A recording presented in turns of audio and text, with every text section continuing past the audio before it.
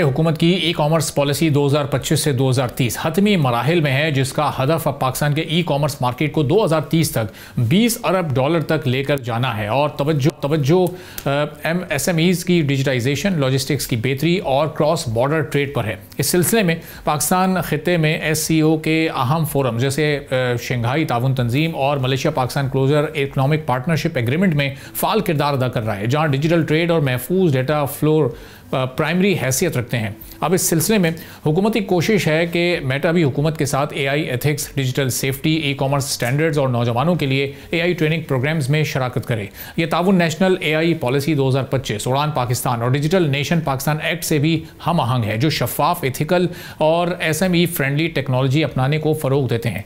हालिया बरसों में पाकिस्तान में ई कॉमर्स का रुझान बहुत तेज़ी से फैलता जा रहा है, जिससे इस शोबे में आमदनी तकरीबन $5 बिलियन से तजावुज़ कर चुकी है, जो कि मुसलसल तरक्की करने का एक सबूत है। पाकिस्तान की ई कॉमर्स मार्केट पिछले 5 साल में 176% इजाफे के साथ $4.7 अरब से ज़्यादा की हो चुकी है। Pakistan e commerce industry report 2024 के मुताबिक सनद 2024 और 2029 के दरमियान 5.92% की कंपाउंड सालाना तरक्की की शरह को बरकरार रखेगी, जिससे साल 2029 में यह सनद $6.7 बिलियन अमरीकी डॉलर तक पहुंचने की तवक्को है। चाइना इकनॉमिक नेट के मुताबिक इंटरनेशनल ट्रेड एडमिनिस्ट्रेशन के आदादो शुमार से मालूम हुआ है कि पाकिस्तान का ई कॉमर्स सेक्टर आलमी सतह पर बहुत तेजी से तरक्की कर रहा है और अब वो दुनिया भर में 46वीं बड़ी मार्केट के तौर पर इस वक्त गिना जाता है। रवां साल जुलाई तक पाकिस्तान में मोबाइल शॉपिंग एप्लीकेशंस के माहाना फाल सार्फिन की तादाद 16.6 मिलियन से तजावुज़ कर चुकी है।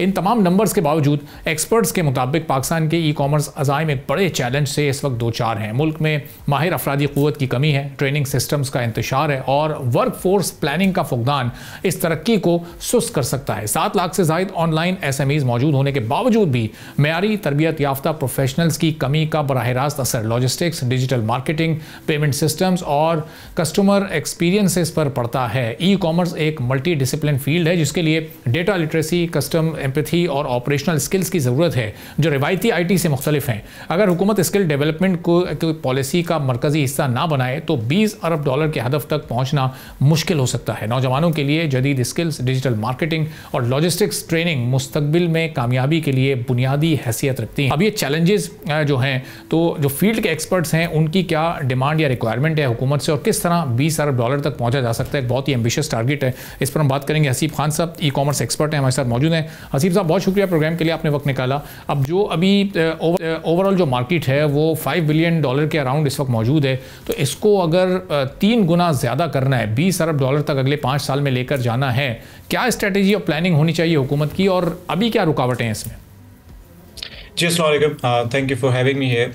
देखिए, सबसे पहले तो हमें कोर अंडरलाइंग इशू को अंडरस्टैंड करने की ज़रूरत है। जो सबसे बड़ा इशू इस टाइम पे हमें फेस करने को मिल रहा है वो एक स्किल स्ट्रक्चर ट्रेनिंग्स हैं। सो यहाँ पे आपको जैसे कि पता होगा कि रिसेंटली गवर्नमेंट के सेवरल इनिशिएटिव्स हैं, जिनमें से ई कॉमर्स पॉलिसी 2 भी एक बहुत ज़बरदस्त इनिशिएटिव है, जहाँ पे सेवरल उन्होंने स्ट्रक्चर्ड इनिशिएटिव्स लिए हैं। लेकिन यहाँ पे एक बहुत एक इंपॉर्टेंट अंडरलाइंग इशू है, वो ये है कि हमें जो टारगेट हमने सेट किया है $20 बिलियन को अचीव करने का, अभी हमारी करंट मार्केट जो एग्जिस्ट करती है वो अराउंड $5 बिलियन है। इस करंट स्टेज के ऊपर भी हमारे पास ऐसे स्किल्ड इंडिविजुअल्स की कमी है जो कि इंटरनेशनल मार्केट्स को अपनी फैसिलिटीज प्रोवाइड कर सकते हैं, अपनी स्किल्स प्रोवाइड कर सकते हैं। तो अगर आप देखते हैं $20 बिलियन का थ्रेशोल्ड अचीव करना है आपने, तो उसके लिए सबसे कोर जो आपका इशू है वो है स्किल स्ट्रक्चर ट्रेनिंग्स।